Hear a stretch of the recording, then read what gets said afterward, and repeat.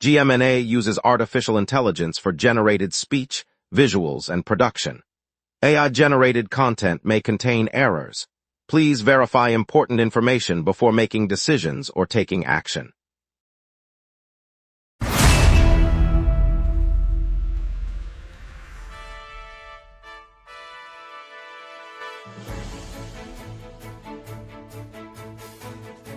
Live from the GMNA News Center, this is the Lunch Break News Hour.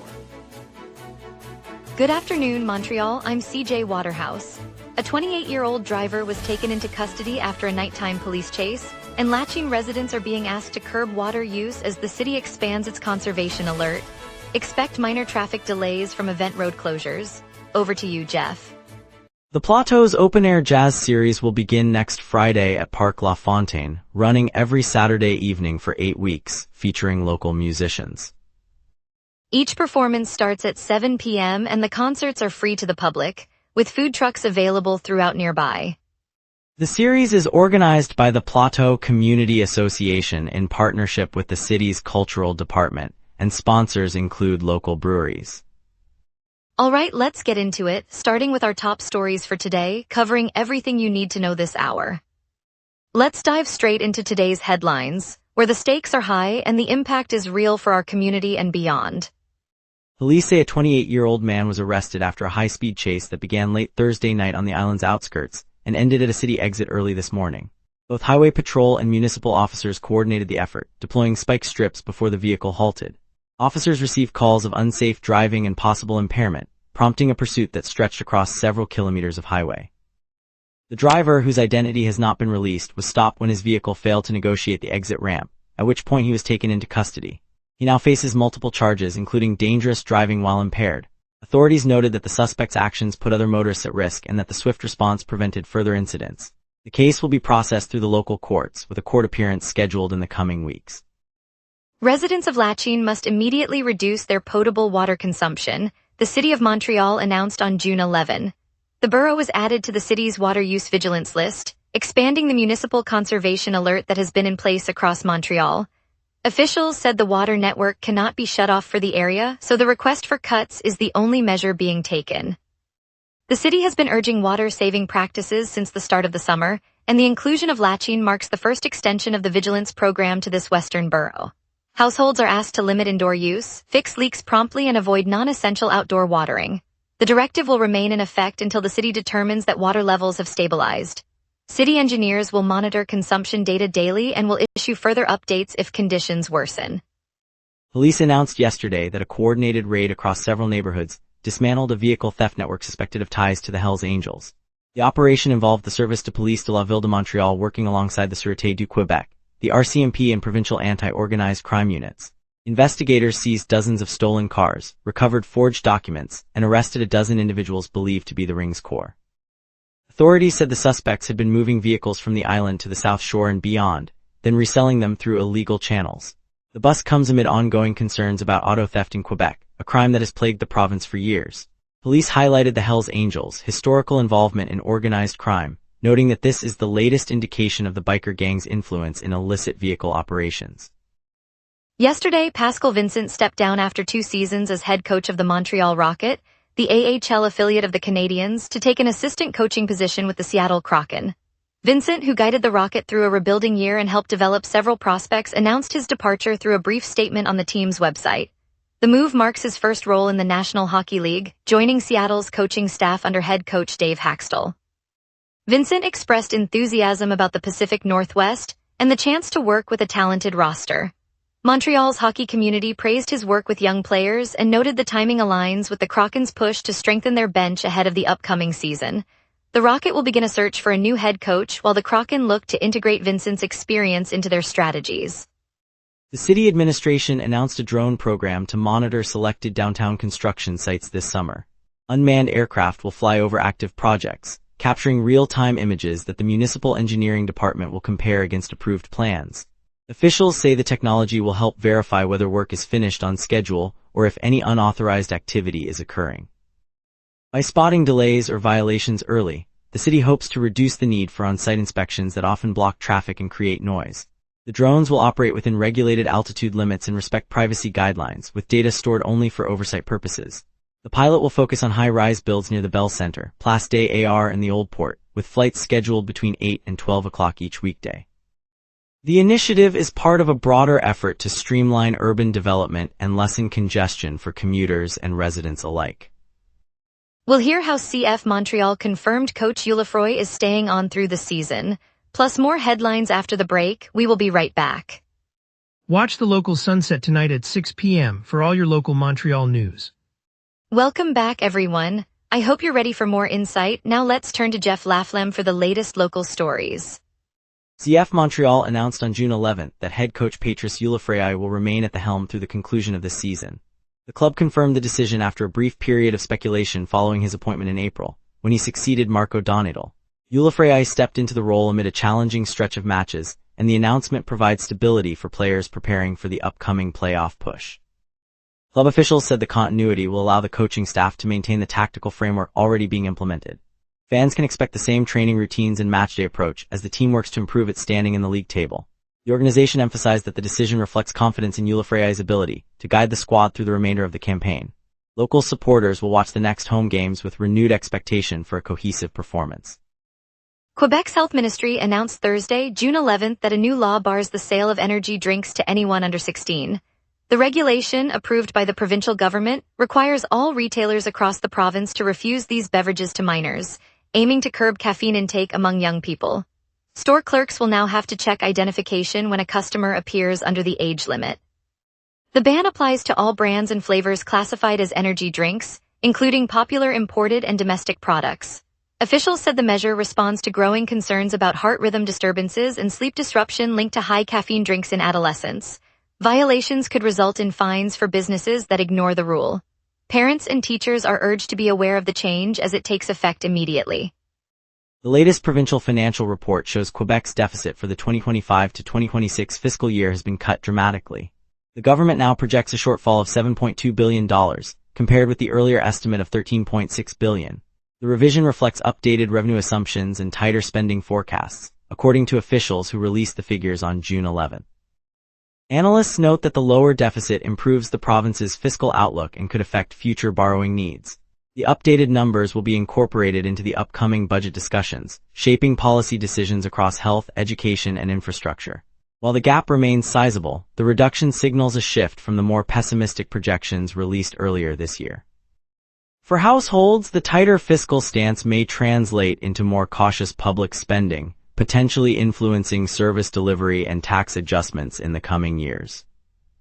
The province announced a major shift in its clean transport plan on June 11th. Quebec officials have lowered the target for electric vehicle sales, now aiming for 80% of all new vehicle purchases by 2035.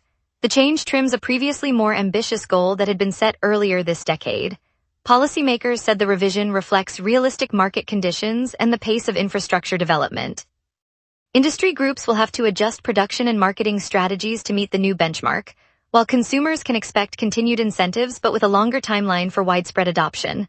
The adjustment also aligns provincial objectives with broader national emissions targets, ensuring the province remains on track without overextending manufacturers. Officials will monitor progress and report on quarterly sales figures to gauge whether the revised aim is achievable. The province's highest court intervened on June 11th when Justice Alexander Pless issued an order stopping the removal of a homeless encampment in Montreal. The ruling cited the Canadian Charter's guarantees of safety, security, and dignity, asserting that an eviction would breach those constitutional protections. City officials had planned to clear the site, arguing public health and order concerns, but the judge's decision requires municipal authorities to reassess any action that could infringe on the rights of people experiencing homelessness. Legal analysts note the judgment reinforces the principle that emergency measures must align with fundamental freedoms, even in contested urban spaces.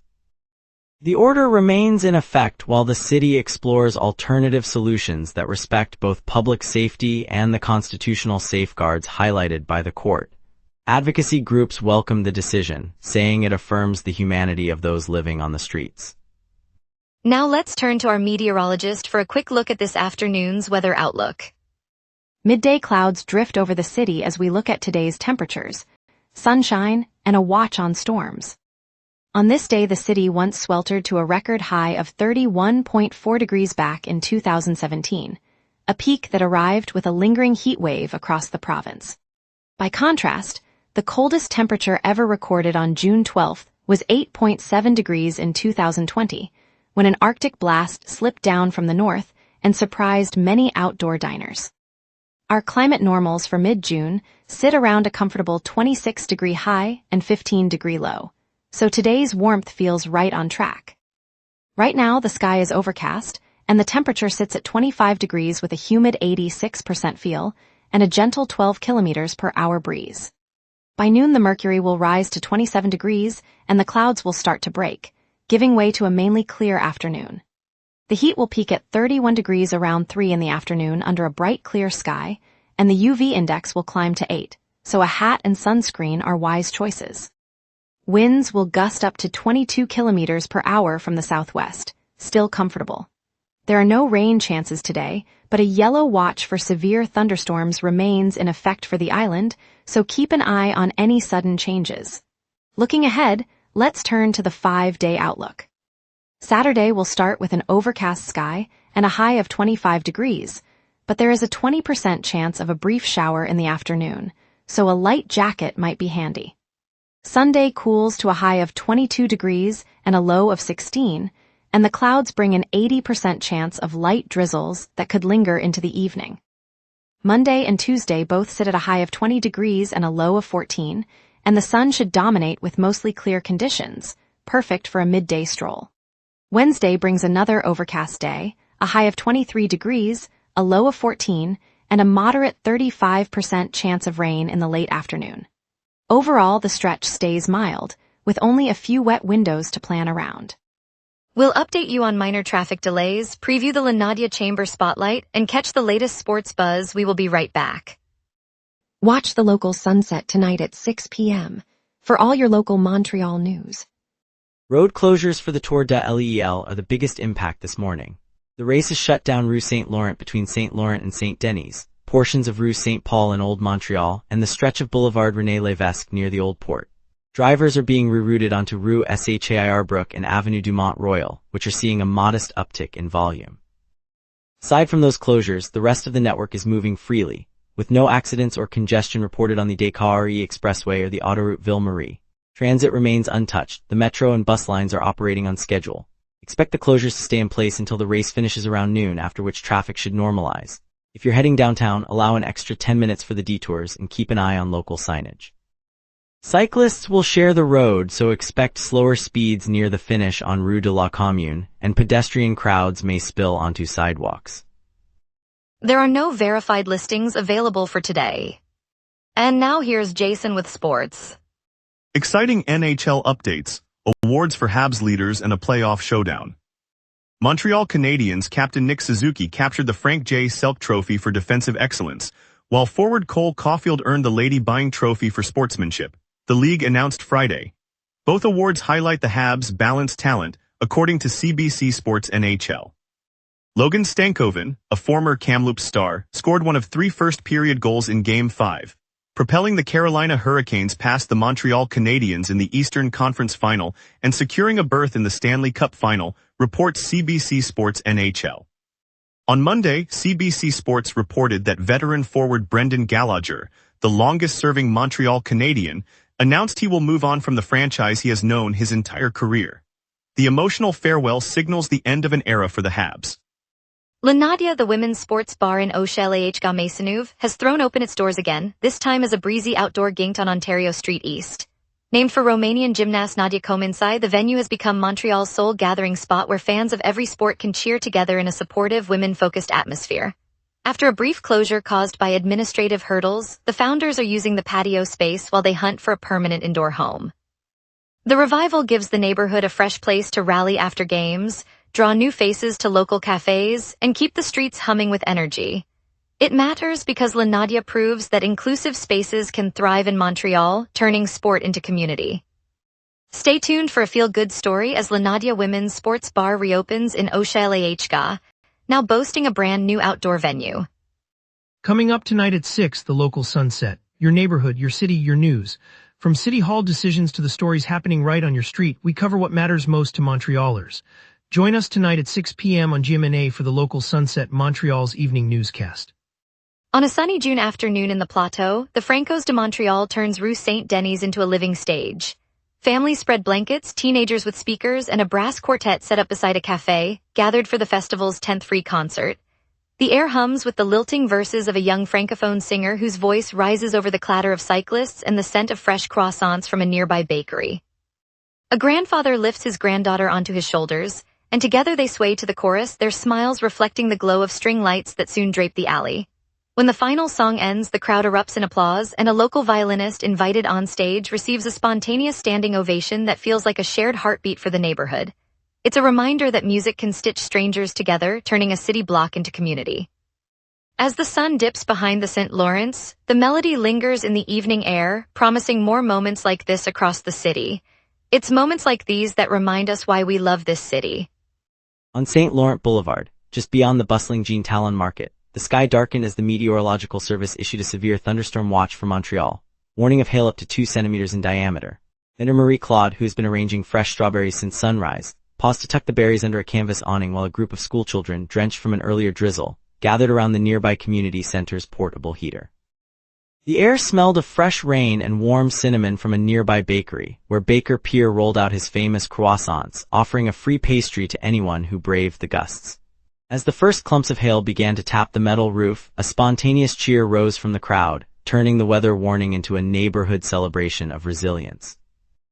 By the time the clouds cleared, the market stalls were alive with stories of the brief storm, and the children left with soggy shoes but bright smiles, clutching the unexpected treat. It's a reminder that even a storm can bring a moment of shared kindness. Thanks for watching, Montreal. Tonight's look at the police bust of the vehicle theft ring linked to the Hells Angels reminded us how vital community safety is.